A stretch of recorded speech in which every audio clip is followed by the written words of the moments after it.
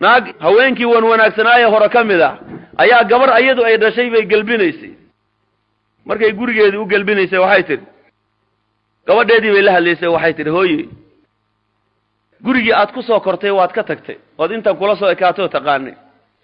guri aada aqoonin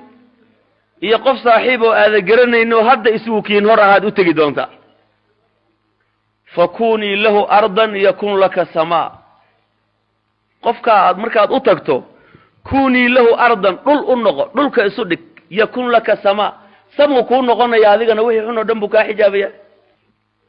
fakuni lahu mihadan gogol u noqo yakun laka imaadan tir buu ku noqon hadaa ninkaaga gogol u noqoto asaguna tir buu ku noqon oo tirku waa cuskiinade wakuni lahu ammatan yakun laka abdan ninkaaga adoon u noqo adoon buu ku noqonayaa bay ku tag hada qofka xorta wanaaga yaani iyo ihsaanka lagu adoonsaday qofka haduu ihsaan ku sameeyo gabar yaani wanaagsan oo raaliya oo baariyada oo wax walba hagaajinaysa hadaa hesho de adigana adoon baad u noqon wax alla waxay raali ka tahay inaad sameeyso baajish maadaama adiga ku raali gelis marka kuni law amma adoon u noqo yakun laka abdan adoon buu ku noqonayaa ninkaagu wahfadi anfahu wa sam'ahu waxay tiri waxaad ilaalisaa wahfadi anfa sankiisa ilaali wa sam'ahu maqalkiisana ilaali wa basarahu aragiisana ilaali bit sankiisa ilaali maxay tahay fala yashum minka illa diban wax udgoon moogi wax kale yusaka urin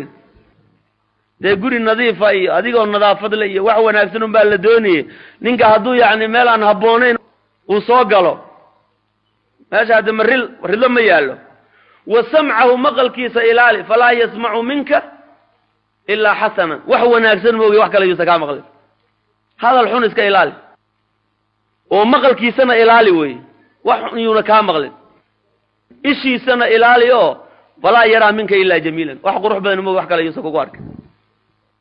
gabar tarbiyaysan oo guriga hooyadeed sida looga soo waday maxaad ma leeyahay ku timaado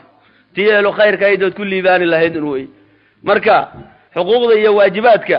yaani dumarka iyo ragga lagu leeyahay gudashadooda Allah waafajiyo ربنا هب لنا من ازواجنا وذرياتنا قرة اعين واجعلنا للمتقين اماما اللهم ارنا الحق حقا وارزقنا اتباعه وارنا الباطل باطلا وارزقنا اجتنابه اقول قولي هذا واستغفر الله لي ولكم السلام عليكم ورحمة الله وبركاته